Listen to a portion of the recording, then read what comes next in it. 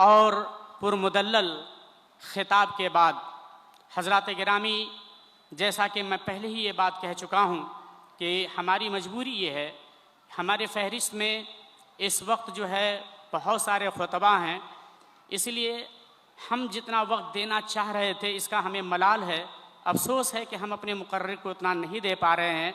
انشاءاللہ ہم اللہ سے دعا کرتے ہیں کہ ہم کوشش کریں اور ان علماء کرام کو جو ہے موقع دیں کسی کانفرنس میں، تاکہ ہم دل سے جو ہے ہم ان کے مواعظ حسنہ کو جو ہے ہم سنیں۔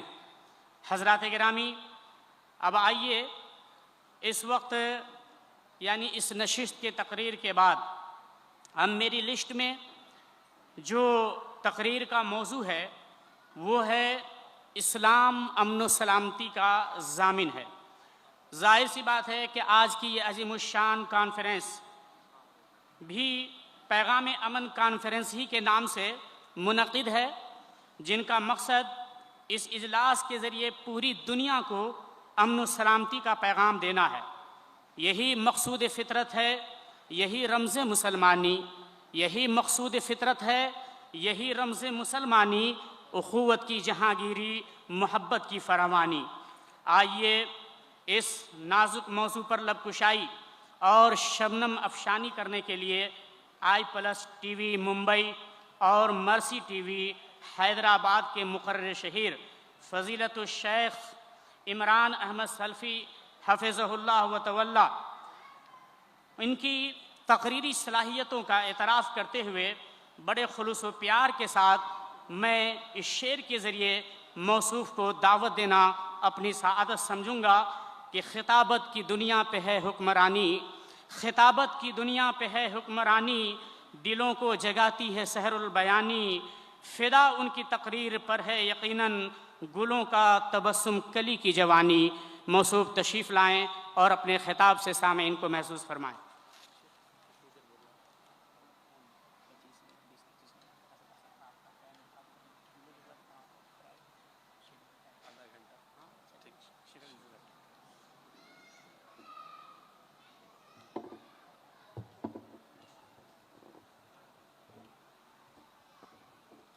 السلام علیکم ورحمۃ اللہ وبرکاتہ۔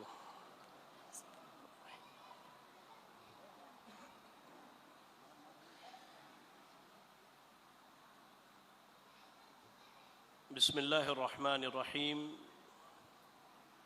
وبہ نستعین، الصلاة والسلام علی رسولہ الکریم وعلى آلہ واصحابہ ومن تبعہم بإحسان الی یوم الدین، اما بعد۔ اعوذ باللہ من الشیطان الرجیم، بسم اللہ الرحمن الرحیم،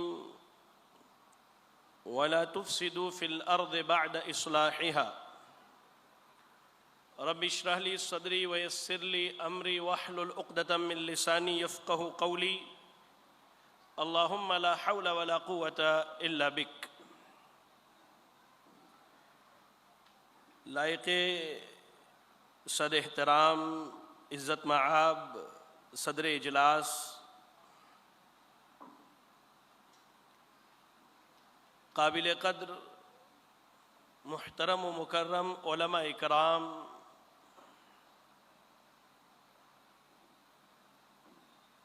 محترم بزرگوں، نوجوان ساتھیوں اور میری اسلامی ماؤں اور بہنوں، آج کے اس عظیم الشان اجلاس میں مجھ طالب علم کے کندھے پر ایک بہت اہم موضوع کا بوجھ ڈالا گیا ہے۔ میں اللہ سے دعا کرتا ہوں کہ اللہ تعالیٰ مجھے حق کہنے اور ہم سب کو حق سن کر عمل کرنے کی توفیق عطا فرمائے، آمین۔ اسلام امن و سلامتی کا ضامن۔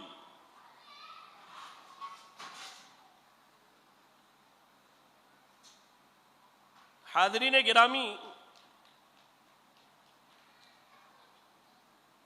ہم اور آپ جس دور میں زندگی گزار رہے ہیں یہ میڈیا کا ترقیاتی دور ہے، جہاں آپ الیکٹرانک میڈیا، پرنٹ میڈیا اور سوشل میڈیا کے ذریعہ ٹیررزم اور دہشت گردی کا لفظ بہت زیادہ سنتے ہیں، اور بعض لوگوں نے ظلم کا یہ عالم کیا کہ دہشت گردی کو لا کر کے اسلام سے جوڑ دیا، جبکہ اسلام اور دہشت گردی کا تعلق ویسے ہی ہے جیسے آگ اور پانی کا تعلق ہو۔ جہاں اسلام کا وجود ہے وہاں آپ دہشت گردی نہیں پا سکتے، اور جہاں دہشت گردی پائی جاتی ہے وہاں اسلام کا وجود ہو ہی نہیں سکتا۔ ساری دنیا مل کر کے مکمل قرآن مجید کی تلاوت کرے اور اللہ کا نام لے کر کے لوگوں کو نقصان پہنچائے اور اسے وہ اسلام کا یا جہاد کا نام دے، کائنات کے رب کی قسم ہے نہ وہ اسلام ہے، نہ وہ اسلامی تعلیمات ہے، نہ وہ اسلامی جہاد ہے۔ اللہ رب العالمین نے قرآن مجید کے اندر لوگوں کو مخاطب کرتے ہوئے سورۃ البقرہ میں کہا، یا ایھا الذین آمنوا ادخلوا فی السلم کافہ، اے وہ لوگوں جو ایمان لائے، اسلام میں، امن میں، شانتی میں، اطمینان میں، سکون میں داخل ہو جاؤ۔ اور مزید اللہ نے کہا وَلَا تُفْسِدُوا فِي الْأَرْضِ بَعْدَ إِصْلَاحِهَا، جب زمین میں اصلاح ہو جائے، زمین پر امن قائم ہو جائے، جب زمین کو فساد سے پاک کر دیا جائے، اب اس زمین پر تمہیں فساد مچانے کی ضرورت نہیں ہے۔ یہ اسلامی تعلیمات ہیں جو انسان کو امن، شانتی، آشتی اور سکون سے زندگی گزارنے کی تعلیم دیتا ہے۔ میرے بھائیو، اگر بنیادی طور پر دیکھا جائے تو لفظ اسلام جو ہے یہ سلم یسلم سلامن سے بنا ہے، جس کے معنی امن، شانتی، اطمینان، سکون، آشتی، خیر و عافیت اور بہت سارے معنی ہوتے ہیں۔ تو لفظ اسلام اپنے معنی کے اعتبار سے ہی امن، شانتی اور سکون کا پیغام دیتا ہے۔ اب سوال یہ ہے کہ دین اسلام کے ذریعہ آج دنیا میں امن کیسے قائم کیا جائے؟ اس لیے کہ آپ نگاہ اٹھا کر کے دیکھیے، آج قومیت کی بنیاد پر، ملک کے بنیاد پر، نسل کے بنیاد پر، ذات پات کے بنیاد پر، دھرم اور مذہب کی بنیاد پر لوگ کہیں نہ کہیں ٹیررزم اور دہشت گردی کا شکار ہے، اور دنیا یہ آواز دے رہی ہے کہ کوئی آئے جو لوگوں کو امن کا پیغام دے، سلامتی کا پیغام سنائے، امن و شانتی کی دعوت دے۔ میرے بھائیو، بنیادی طور پر ایک بات یاد رکھیں، دین اسلام کے ذریعہ زمین پر امن کا قیام ہو سکتا ہے، لیکن کب؟ جب سب سے پہلے اسلام کے اولین پیغام کو دنیا کے ہر فرد تک پہنچایا جائے۔ یاد رکھیں اس دور کو جب دین اسلام کی تبلیغ کا اللہ تعالیٰ نے نبی اکرم صلی اللہ علیہ وسلم کو حکم دیا، وہ قوم جس قوم پر اللہ نے اپنی کتاب کو نازل کیا، وہ قوم جس قوم میں اللہ نے اپنے نبی کو بھیجا، وہ قوم اس دور کی ایسی قوم تھی جن کے یہاں ظلم و زیادتی، قتل و غارت گری، خون کا بہانا، بچیوں کا دفن کرنا، رشتہ داروں پر ظلم و زیادتی، کہہ لیجئے بڑے سے چھوٹے پیمانے پر کہیں نہ کہیں دہشت گردی کے مظاہر نظر آتے تھے۔ اللہ کے نبی صلی اللہ علیہ وسلم نے دین اسلام کا پیغام سنایا، اللہ کی وحدانیت کا پیغام لوگوں تک پہنچایا، اور اس قوم میں امن قائم کی گئی، اور اس قوم کے افراد امن کے اس پروانے کو لے کر کے نکلیں اور دنیا کے ہر چھوٹے بڑے علاقے میں اسلام کے ذریعہ امن قائم کیا گیا۔ آج اگر دنیا کے افراد یہ چاہتے ہیں، آج اگر اہل دنیا یہ چاہتی ہے کہ ان کے یہاں امن ہو جائے، سب سے پہلے عقیدہ توحید کی دعوت دینی ہوگی، لوگوں کو عقیدہ توحید بتانا ہوگا، لوگوں کو ایک اللہ سے متعارف کرانا ہوگا، لوگوں کے ہاں ایک اللہ رب العالمین کی پہچان کرانی ہوگی، اس لیے کہ کائنات میں اللہ کے علاوہ جس کی بھی عبادت کی جاتی ہے یہ سارے کے سارے جھوٹے معبود ہیں، یہ باطل ہیں۔ سچا معبود اکیلا ایک اللہ ہے، اور اللہ کے ساتھ جو شریک کیا جاتا ہے اس کے بارے میں اللہ نے سورۃ المومنون میں فرمایا سبحان ربک رب العزت عما یصفون۔ اے نبی، آپ کا رب تو پاک ہے، آپ کا رب پاک ہے ان تمام شرک سے اور شرکیات سے جو یہ لوگ کر رہے ہیں۔ اور اللہ رب العالمین نے سورۃ الانبیاء کے اندر فرمایا لو کان فیہما آلہۃ الا اللہ لفسدتا، اگر اس کائنات کے اندر اس زمین اور آسمان کا نظام چلانے والا اللہ کے علاوہ بھی کوئی ہوتا لفسدتا، تو زمین اور آسمان کا نظام بگڑ جاتا، درہم برہم ہو جاتا۔ قرآن مجید پڑھیے، قرآن مجید پڑھیے، اللہ نے کہا، اللہ نے واضح لفظوں میں امن کا پیغام دیتے ہوئے لوگوں کو یہ بتلایا الذین آمنوا ولم یلبسوا ایمانہم بظلم اولئک لہم الامن وہم مہتدون، کہ زمین کے لوگ جس رب کا کلمہ پڑھتے ہیں، جو رب ان کا خالق ہے، جو ان کا مالک ہے، جو ان کا پالنہار ہے، جو ان کا رازق ہے، جو ان کا معبود ہے، جو ان کا مسجود ہے، اس ایک رب کی عبادت کریں، شرک نہ کریں، لہم الامن، اللہ نے ان سے وعدہ کیا کہ اللہ تعالیٰ انہیں امن دے گا، سکون دے گا، شانتی عطا فرمائے گا۔ یہ اسلام کا پیغام ہے کہ آج زمین پر امن قائم ہو سکتا ہے، لیکن کب؟ جب ایک اللہ رب العالمین کی عبادت کی جائے۔ اس کے بعد دوسرا اہم نقطہ، اگر واقعی ہم چاہتے ہیں کہ آج زمین پر امن قائم ہو جائے تو میں آپ کو بتلاؤں دین اسلام نے اہل دنیا کو وحدت انسانی کا پیغام دیا۔ یہ وحدت انسانی کیا ہے؟ دنیا میں بسنے والا ہر فرد، چاہے وہ دنیا کے کسی گوشے میں خطے میں رہتا ہو، چاہے اس کی زبان جو ہو، یہ سارے کے سارے اللہ کی مخلوق ہیں، اللہ کے بندے ہیں اور حقوق کے اعتبار سے برابر ہیں۔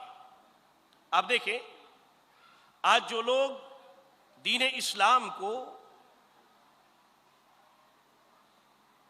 دہشت گردی کا مذہب کہتے ہیں، یا جو لوگ یہ تہمت لگاتے ہیں، خاص کر کے یورپین میڈیا، آپ وہاں کے حالات پر غور کریں تو وہاں کالے اور گورے کا بہت بھیانک اور خطرناک قسم کا فرق ہے۔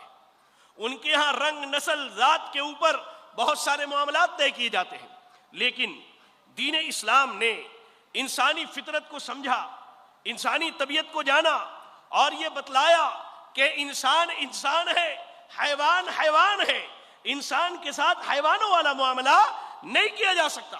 قرآن مجید کی تلاوت کیجئے، امن قائم کرنا ہے تو وحدت انسانی کے اس پیغام کو اختیار کرنا ہوگا، اور اسلام نے یہی کیا۔ قرآن مجید پڑھیے، اللہ رب العالمین نے سورۃ الحجرات میں کہا یا ایھا الناس انا خلقناکم من ذکر وانثی وجعلناکم شعوبا وقبائل لتعارفوا ان اکرمکم عند اللہ اتقاکم ان اللہ علیم خبیر۔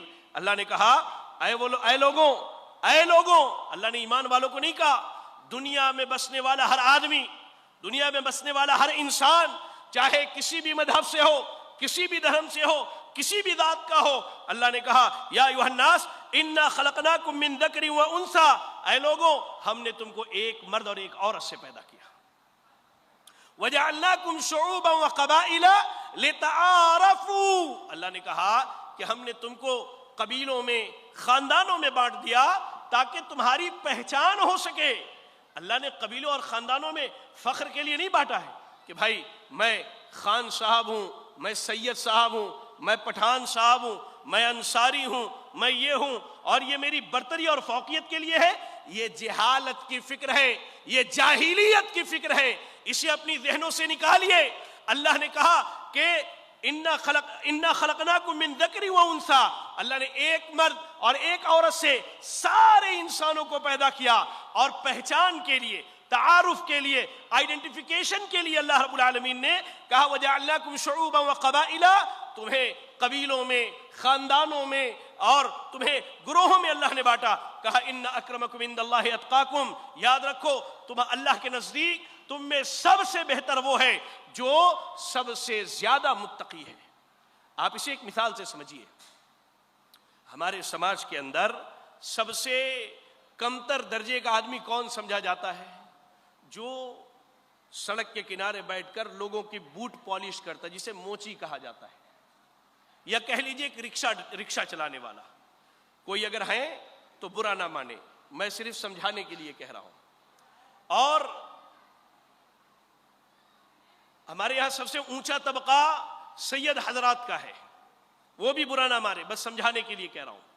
ایک رکشہ چلانے والا اگر عقیدہ توحید پر ہے، تقلید نہیں کرتا، نمازوں کا پابند ہے، حلال حرام کی تمیز کرتا ہے، تو اس سید صاحب سے اللہ کے اربوں خربوں گنا بہتر ہے جو مشرک ہے، بے نمازی ہے، مقلد ہے، اور کہہ لیجئے کہ وہ حرام و حلال کی تمیز بھی نہیں کرتا ہے۔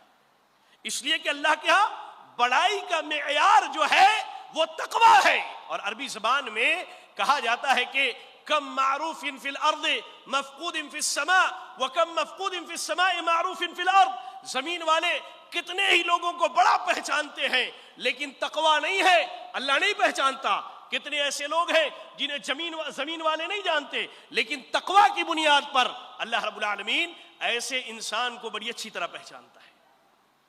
اسلام نے امن کا جو پیغام دیا، اس امن کے قیام کے لیے سب سے پہلے ریسزم ختم کرنا ہوگا۔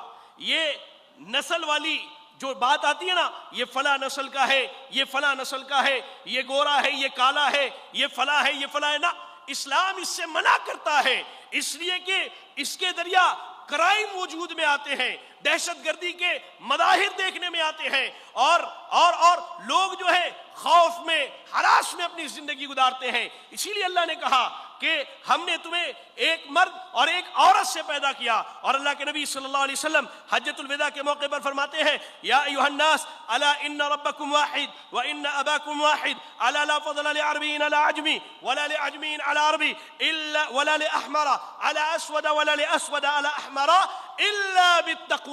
اللہ کے نبی نے کہا اے لوگو، تمہارا رب ایک ہے، تمہارا رب ایک ہے، وان اباکم واحد، تمہارا باپ ایک ہے، اور جان لو کسی عربی کو غیر عربی پر کوئی فضیلت نہیں، کسی غیر عربی کو کسی عربی پر کوئی فضیلت نہیں، نہ کسی گورے کو نہ کسی کالے پر، نہ کسی کالے کو کسی گورے پر فضیلت ہے۔ کہا الا بالتقوی، ہاں تقوی کی بنیاد پر اللہ رب العالمین نے فضیلت دی ہے۔ لہذا یاد رکھیں، یاد رکھیں،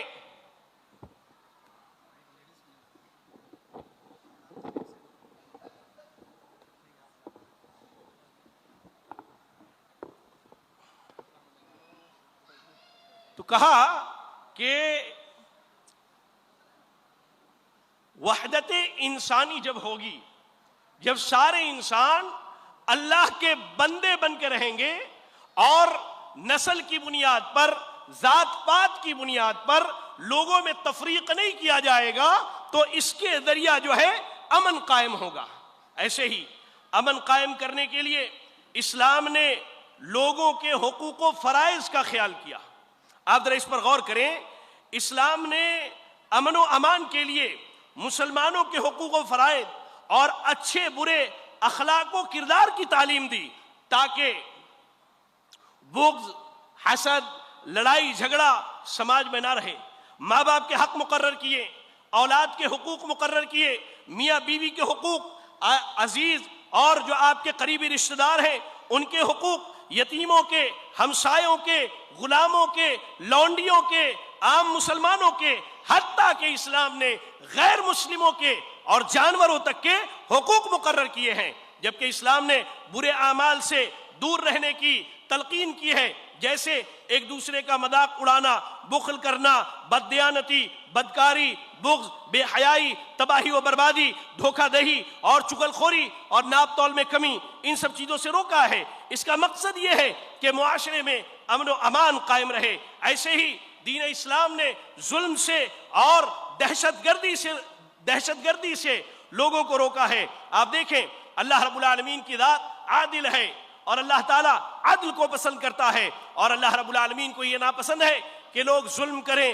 زیادتی کریں، بلکہ اللہ تعالیٰ نے امن اور شانتی سے زندگی گزارنے کا حکم دیا، اور اللہ نے کہا واللہ لا يحب الظالمین، سورہ آل عمران کی آیت ہے۔ اللہ نے کہا کہ اللہ تعالیٰ ظالموں کو پسند نہیں کرتا، اور جو آدمی دنیا میں ظلم کرنے والا ہے آخرت میں اس کے ظلم کا بدلہ ظلم کے ذریعہ دیا جائے گا۔ اللہ رب العالمین نے سورۃ الزخرف میں کہا وَلَن يَنفَعُكُمُ الْيَوْمَ اِذْ ظَلَمْتُمْ أَنَّكُمْ فِي الْعَذَابِ مُشْتَرِكُونَ، اللہ نے کہا اور یہ بات تمہیں ہرگز نفع نہ دے گی جبکہ تم نے ظلم کیا، بے شک تم سب عذاب میں شریک ہوگے۔ اللہ رب العالمین نے امن قائم کرنے کے لیے ظلم کرنے سے منع فرمایا ہے۔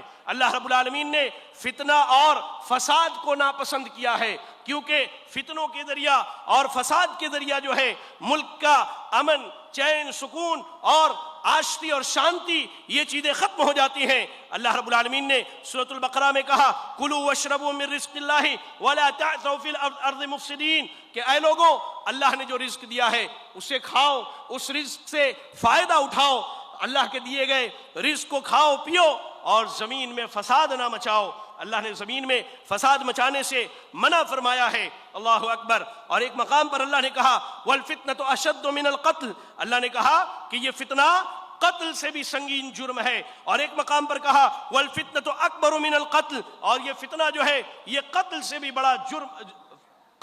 بڑا جرم ہے۔ تو میرے بھائیوں اللہ رب العالمین نے امن و شانتی کو قائم کرنے کے لیے ظلم و زیادتی سے روکا ہے، ظلم و زیادتی سے روکا ہے۔ ایسے ہی اللہ رب العالمین نے دین میں سختی سے منع کیا ہے تاکہ اس کی بنیاد پر امن و شانتی کا قیام ہو سکے۔ آپ دیکھیں آپ کسی غیر مسلم کو اسلام کی دعوت دے سکتے ہیں، آپ اسے اسلام سمجھا سکتے ہیں، آپ اسے زبردستی مسلمان نہیں بنا سکتے، اس کے اوپر دین کا بوجھ نہیں ڈال سکتے۔ اور وہ لوگ جو یہ کہتے ہیں کہ اسلام تلوار کی زور پر لوگوں تک پہنچا ہے یا پھیلا ہے، انہیں قرآنی تعلیمات پر غور کرنے کی ضرورت ہے۔ اللہ رب العالمین نے سورۃ الکافرون میں کیا کہا لکم دینکم ولی دین، جب نبی کی دعوت پر لوگ اسلام میں نہ آئے اور جب اسلام کے خلاف لوگ کھڑے ہو گئے تو اللہ نے کہا تمہارا دین تمہارے لیے، ایمان والوں کا دین ایمان والوں کے لیے۔ اور سورۃ البقرہ میں اللہ نے کہا لا اکراہ فی الدین، دین میں کوئی زور زبردستی نہیں ہے۔ آپ کسی کے کاندھے پر تلوار رکھ کے، آپ کسی کے کاندھے پر کسی پر ظلم و زیادتی کر کے اسے اسلام کی دعوت نہیں دے سکتے ہیں۔ اللہ اکبر۔ ایسے ہی اللہ رب العالمین نے وہ لوگ جو زمین میں فساد مچاتے ہیں اور زمین پر جو امن ہے اس امن کو توڑتے ہیں اور امن و شانتی کے خلاف اسلام اور غیروں کے ساتھ جو ہے معاملات کرتے ہیں، تو اللہ تعالیٰ نے انہیں فسادی کہا ہے اور ان کی سزا اللہ رب العالمین نے مقرر کی ہے۔ قرآن پڑھیں، اللہ رب العالمین سورۃ المائدہ میں ارشاد فرماتا ہے انما جزاء الذین یحاربون اللہ ورسولہ ویسعون فی الارض فسادا ان یقتلوا او یصلبوا او تقطع ایدیہم وارجلہم من خلاف۔ اللہ رب العالمین نے کہا کہ جو لوگ اللہ اور اس کے رسول سے لڑائی کرتے ہیں اور ملک میں فساد کرتے ہیں، اللہ اکبر، ذرا غور کریں اس آیت پر، اللہ نے کتنی بڑی سزا مقرر کی ہے، کتنی بڑی سزا اللہ نے مقرر کی ہے۔ دنیا کے قوانین میں ایسی سزا فسادیوں کے لیے نہیں ہے۔ آپ یقین جانیں آج ظلم کا یہ عالم ہے کہ اگر کوئی عام آدمی فساد کرے تو اسے سزائیں دی جاتی ہے، لیکن کوئی ایسا آدمی جو بڑے پیمانے کا ہے وہ اگر فساد کرے تو لوگ اس کی تائید میں کھڑے ہو جاتے کہ ہم اس کے ساتھ ہیں، اس نے اچھا کیا۔ جبکہ اسلام نے اس سے بالکل بالا تر ہو کر کے تمام لوگوں کے بارے میں یہ بات کہی، چاہے وہ کسی بھی لیول کا ہو، کسی بھی پوسٹ کا ہو، کسی بھی عہدے کا ہو۔ اللہ نے کہا کہ جو لوگ اللہ اور اس کے رسول سے لڑائی کرتے ہیں اور ملک میں فساد کرتے ہیں تو ان کی سزا یہ ہے کہ انہیں قتل کر دیا جائے، انہیں قتل کر دیا جائے، یا انہیں سولی پر چڑھا دی جائے، یا ان کا دایاں ہاتھ اور بایاں پیر یا بایاں ہاتھ دایاں پیر کاٹ دیا جائے اور انہیں زمین سے نکال دیا جائے، جلا وطن کر دیا جائے۔ یہ تو ان کے لیے دنیا کی رسوائی ہے، آخرت کا عذاب اللہ نے اس سے بڑا تیار کر کے رکھا ہے۔ یہ اسلامی تعلیمات ہیں جو لوگوں کو فساد سے، امن سے، اللہ اکبر، جو لوگوں کو فساد سے، امن سے روکتے ہیں، ان کے جو لوگوں کو ہر قسم کے فساد کی دعوت دیتے ہیں، امن سے روکتے ہیں، اسلام نے ان کے لیے بڑی سخت سزائیں مقرر کی ہے اور کہا کہ جو زمین میں فساد برپا کرے یا تو اسے سولی دے دی جائے، یا اسے قتل کر دیا جائے، یا اس کے ہاتھ پیر کاٹ کے زمین میں جلا وطن کر دیا جائے اور زمین سے نکال دی جائے۔ لا الہ الا اللہ۔ آپ کہتے ہیں کہ اسلام دہشت گردی کی تعلیم دیتا ہے۔ میں ایک بات یہاں واضح کر دوں،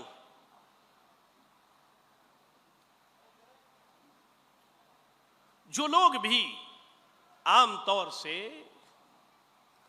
اسلام اور مسلمانوں کو دہشت گرد کہتے ہیں یا دہشت گردی کا مذہب کہتے ہیں اسلام کو، اور آپ آئے دن اس کے نمونے دیکھتے ہیں، کبھی کوئی ٹی وی چینل پر آ کر کے کوئی کھڑا ہو جاتا ہے کہ بھائی قرآن مجید سے اتنی آیتوں کو نکال دو، یہ جہاد کی تعلیم دیتا ہے، ان آیتوں میں قتل و غارت گری کی بات کی گئی ہے۔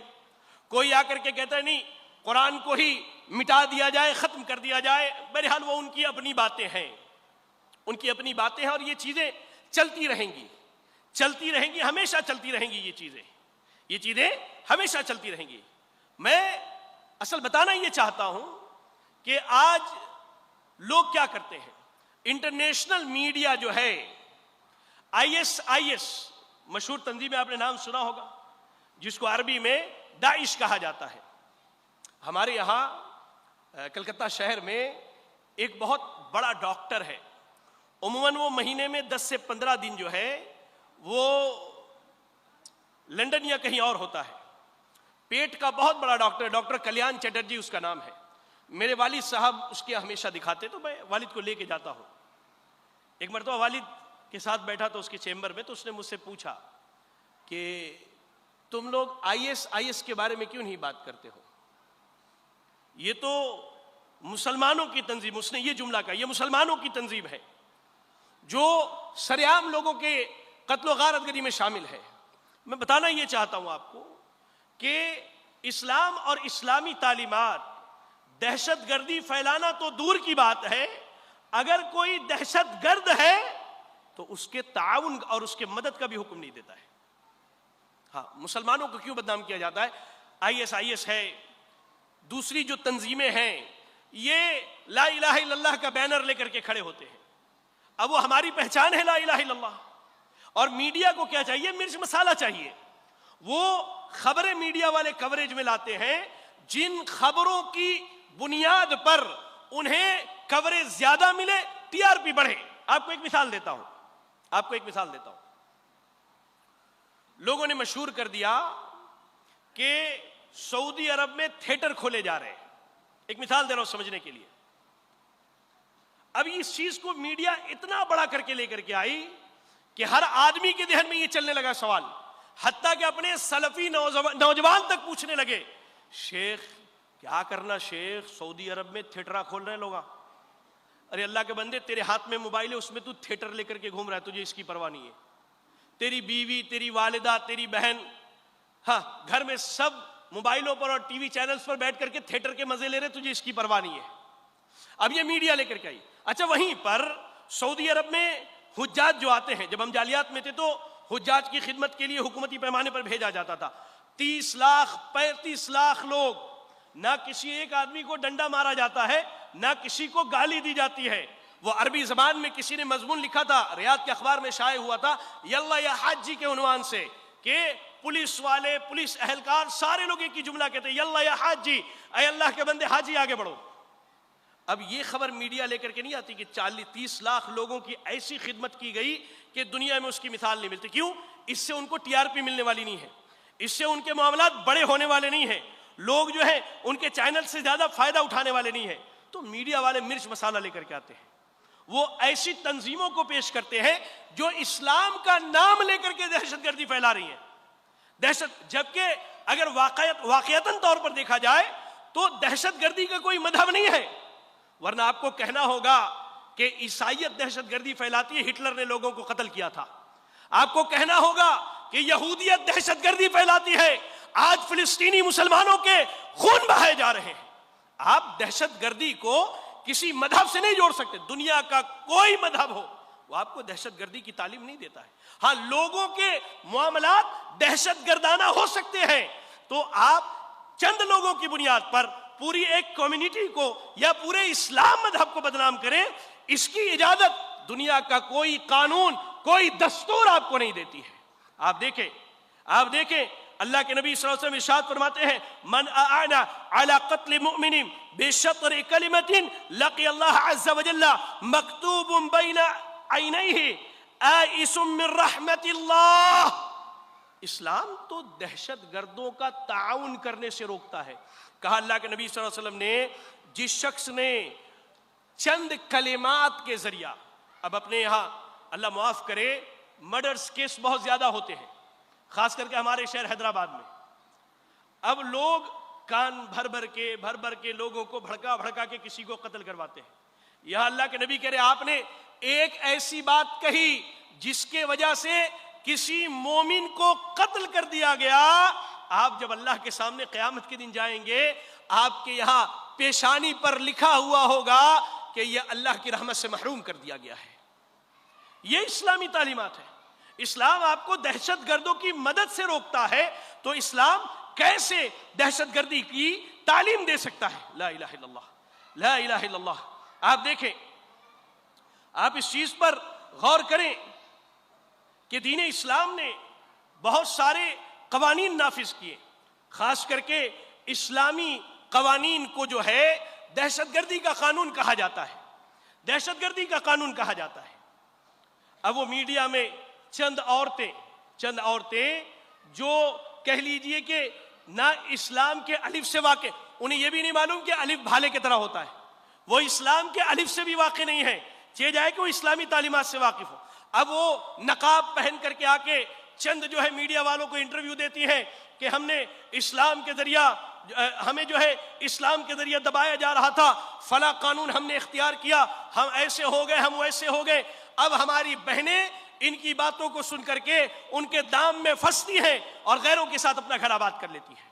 آپ ایک چیز سمجھیے، اسلامی قانون اللہ کی قسم آپ کے لیے رحمت ہے، رحمت ہے اسلامی قانون، اسلامی قانون رحمت ہے۔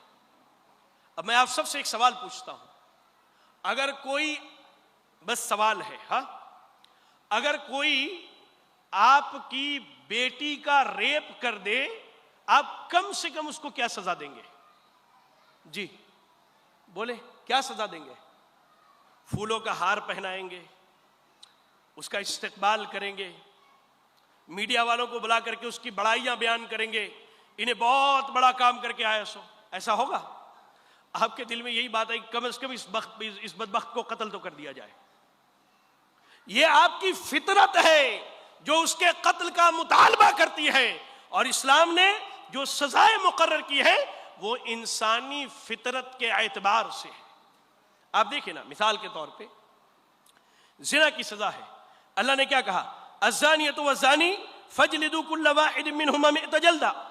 اللہ نے کہا کہ مرد زنا کرے یا عورت زنا کرے، ان دونوں کو 100 کوڑے مارو، اور کوڑے مارنے میں نرمی اختیار نہ کرو، اور کہا جب انہیں کوڑا مارا جائے تو کوڑا مارتے وقت مومنوں کی ایک بڑی تعداد ہونی چاہیے۔ آپ کو میں بتاؤں، طائف ہائی کورٹ میں ٹرانسلیشن کا کام تھا ہمارا، جعلیات کے علاوہ۔ ایک مرتبہ کالج کے ایک بچے نے کسی بچی کو چھیڑ دیا تھا. کالج کے ایک بچے نے کسی بچی کو چھیڑ دیا تھا. شیخ 5 منٹ ہے ابھی ہمارا. کالج کے ایک بچے نے بچی کو چھیڑ دیا. پولیس والے لے کر کے اسے کورٹ میں پہنچے. اب اس پر شریعت کی کوئی سزا نہیں ہے. قاضی کو حق ہے کہ وہ ایسی سزا دے سکتا ہے جس سے اس کی جان نہ جائے یا اس کا کوئی بڑا نقصان نہ ہو. اور ان دنوں ہمارے طائف شہر کے جو رئیس المحکمہ تھے دکتور راشد مفرح شہری تھے. میں ان کی مسجد میں درس بھی دیتا تھا. تو شیخ کے ساتھ ہم بیٹھے ہوئے تھے بریک میں. تو باتیں ہونے کے بعد شیخ نے اسے کیا سزا دی. دیکھیے آپ اگر اسلامی قانون لے کر کے آتے ہیں تو کتنی آسانیاں ہیں. شیخ نے سزا دی کہ 7 دن تک جب کالج صبح کھلے بندے کو لاؤ, ساری بچیوں کے سامنے 50 ڈنڈے مارو, اور شام کو جب کالج بند ہونے والا ہو اس بندے کو پھر لاؤ, ساری بچیوں کے سامنے اسے 50 ڈنڈے مارو. اب یہ بتائیے اس سزا کے بعد کیا کوئی نوجوان یہ کوشش کرے گا کہ جا کر کے بچیوں کے کالج میں بدبختی کرے اور بدماشی کے واقعات لائے؟ ہرگز وہ نہیں کرے گا. تو اسلامی سزائیں جو ہیں در حقیقت آپ کے لیے رحمت ہیں, در حقیقت آپ کے لیے رحمت ہیں. لا الہ الا اللہ. آدمی اگر کسی کو قتل کر دے تو اس کے لیے اللہ نے کیا کہا کہ قتل کے بدلے قتل کیا جائے. مرد مرد کو قتل کرے تو اس کے بدلے غلام غلام کو, عورت عورت کو. تو یہ ساری چیزیں جو اسلامی سزائیں ہیں اللہ رب العالمین نے ہمیں اور آپ کو بطور رحمت دیا ہے. اور ایک آخری بات جو اہم چیز ہے کہ جو اسلامی جہاد کو جو بدنام کیا جاتا ہے تو بنیادی طور پر یاد رکھیں کہ اسلام نے جہاد کا جو نظام لایا ہے وہ امن قائم کرنے کے لیے ہے, نہ کہ فساد مچانے کے لیے. اسلام کا جو نظام ہے وہ امن قائم کرنے کے لیے ہے, فساد مچانے کے لیے نہیں ہے. آپ دیکھنا چاہیں اس کی مثال تو حدیث کی کتابوں میں پڑھیں, اللہ کے نبی کی سیرت پڑھیں. میں آپ کو بتلاؤں ابو بکر صدیق رضی اللہ تعالیٰ عنہ جب ملک شام کے طرف صحابہ کی ایک جماعت کو لڑنے کے لیے بھیجتے ہیں انہیں نصیحت کرتے ہیں, اور وہ نصیحتیں ہیں جو احادیث کا مجموعہ ہے. آپ انہیں 10 بنیادی باتیں بتاتے ہیں, اور کائنات کے رب کی قسم ہے یہ میرا دعویٰ ہے دنیا کی کسی قانون میں یہ ضابطے یہ اصول میدان جنگ کے نہیں ہیں. کیا کہا؟ اللہ کا نام لے کر کے نکلو, اللہ کے نام سے لڑو, لوگوں کو پہلے اسلام کی دعوت دو. کسی بوڑھے اور بزرگ کو قتل نہ کرنا, کسی عورت کو قتل نہ کرنا, کسی بچے کو قتل نہ کرنا. کوئی عبادت گاہ میں عبادت کرتا ہے اسے قتل نہ کرنا, عبادت گاہوں کو نہ ڈھانا, کھیتیوں کو آگ نہ لگانا, درختوں کو آگ نہ لگانا, عورتوں کو قتل نہ کرنا. یہ تعلیمات جو اسلام نے جہاد کے نام پر دی ہے, اللہ کی قسم یہ امن کا پیغام ہے, یہ امن قائم کرنے کے لیے ہے, یہ شانتی پھیلانے کے لیے. ہاں اسلامی جہاد کو بدنام کرنے کے لیے کبھی بالی ووڈ کی طرف سے, کبھی میڈیا ہب کی طرف سے, اور کبھی کچھ سرفروں کی طرف سے ایسی باتیں آتی ہیں. ہر مسلمان کو چاہیے کہ اسلام سے امن کیسے قائم ہو اس چیز پر مطالعہ کرے, علم حاصل کرے. جب بھی کوئی بات ہو اچھے انداز میں سامنے والے کا جو ہے معاملات کو حل کرے, اسلامی تعلیمات کو پہنچائے. انہی چند باتوں کے ساتھ میں اپنی بات کو ختم کرتا ہوں, اور اللہ سے دعا کرتا ہوں کہ اللہ رب العالمین ہم سب کو امن و شانتی کے ساتھ اس ملک میں زندگی گزارنے کی توفیق عطا فرمائے. اللہ تعالی ہمارے اس ملک کو امن و شانتی کا گہوارہ بنا دے. اللہ ہمارے اس ملک کو امن و شانتی کا گہوارہ بنا دے, اور اللہ تعالی ہمارے گناہوں کی وجہ سے ہم پر ایسے لوگوں کو مسلط نہ کرے جو اللہ سے نہ ڈرنے والے ہیں, جو نہ اللہ سے خوف کھانے والے ہیں. اقول قولی ھذا واستغفر اللہ لی ولکم ولسائر المسلمین فاستغفروہ انہ هو الغفور الرحیم. جزاکم اللہ خیرا. السلام علیکم ورحمۃ اللہ وبرکاتہ.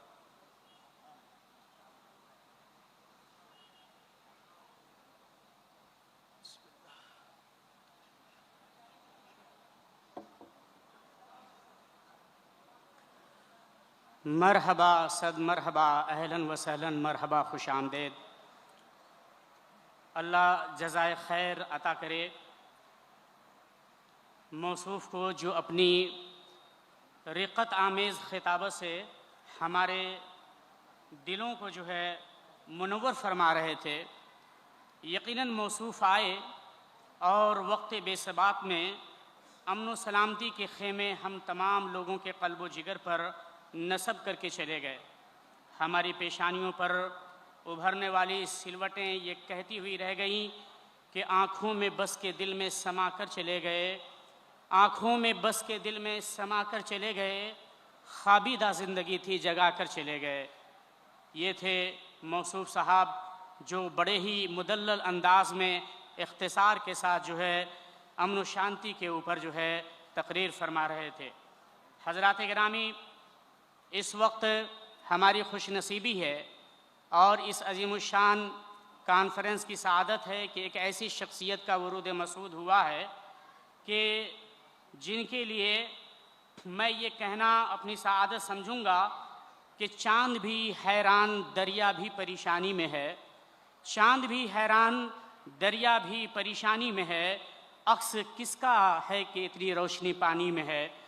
ہمارے بیچ ایک ایسے معزز مہمان گرامی تشریف لائے ہیں جن کو دیکھ کر ایک طرف پیارے رسول صلی اللہ علیہ وسلم کی وہ حدیث یاد آتی ہے کہ المؤمن القوی خیر و احب الی اللہ من المؤمن الضعیف، یعنی پیارے رسول صلی اللہ علیہ وسلم نے فرمایا تھا کہ قوی اور مضبوط مومن ضعیف اور کمزور مومن سے اللہ کو کہیں زیادہ محبوب اور بہتر ہے اللہ کی نظر میں۔